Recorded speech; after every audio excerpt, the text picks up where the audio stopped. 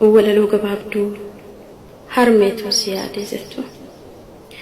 Siyaadee haadhatuun siyaadee qaamaan qalbiin xiyyaa si arguuf rarraatee yaada kan keetirraa mataan nama laatee of biraa si dhabee bineensi na nyaatee ilaalee sin arguu si waamuun awwaattu na biraa fagaatte iddoon ati jirtu onneen toona goyde osoon si dheebottu onneen toona goyde osoon si dheebottu. Ayootoo harmeetoo hedduu si dheebodhe osoo lubbuun jirtu si hawwan muudadhe dirqama jiruutiif kan sirraa fagaadhe qaamaan fagaadhullee yoomin sirraan fadhee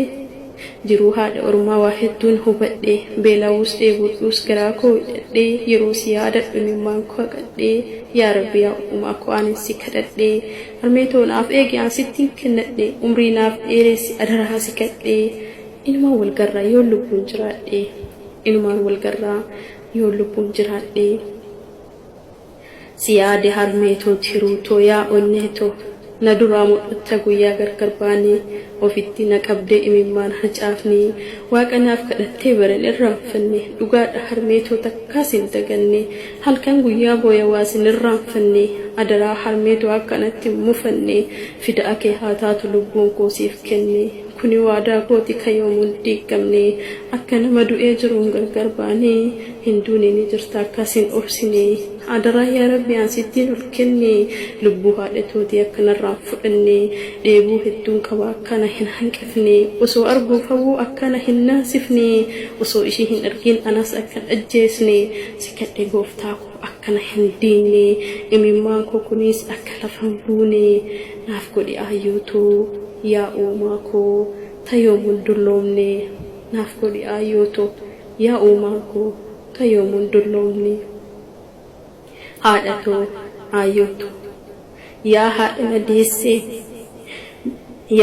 na deessee booyus na sossobdee ofirra na keettee na guddisuuf jecha olee gadi tartee beelaaf dheebuunis na waliin rakkattee hundumaan haftaatee kana siin na geette san hunda yaadadhee garaan na gubate san hundaa yaadadheeti garaan na gubate. Harmeetoo dhiifama anatuu si dide jiruu biyya ormaa sirra na sossobdee osoo na kadhattuu imimmaan lolaastee didee si harkaa bahe jiruun biyya namaa gaarii natti fakkaatee didee si harkaa bahe jiruun biyya ormaa gaarii natti fakkaatee. Ani deemuuf kanaan akkana naan jette na biraan deemee ilmootoo na gatte anatu si guuta waan ati barbaadde narraa an fagaatiin dhalatoo na gatte na jalaa rakkatta yooniin biyyaa fagaatte. Eenyutuu si arga waan ati hudatte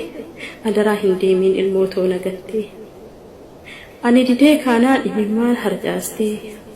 akka daa'imatti mataa na qaqqabdee deemi kanaan jette waaqa naaf kadhattee garaa ofii sabbataan shubbootee hidhattee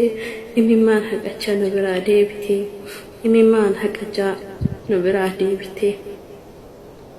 Amma argee jira hundumaa hubadhee jiruu biyya nama waa meeqaan muudadhee halkan guyyaa yaada marachuuf gubadhee nama haadha malee dhalatee fakkaadhee nama haadha malee dhalatee fakkaadhee. Kunoo amma argee jira harmeetoo dhugaa kee imimmaan lolaasee yaadadhe jecha kee na duraa mul'ata imimmaan ija kee dhiifama naaf godhi harmeetoo adaraa kee anumatu didee gorsaaf jecha kee. Seenaa natti ta'e na kadhachuun kee seenaa natti ta'e na kadhachuun kee. Walaloo gabaabduu.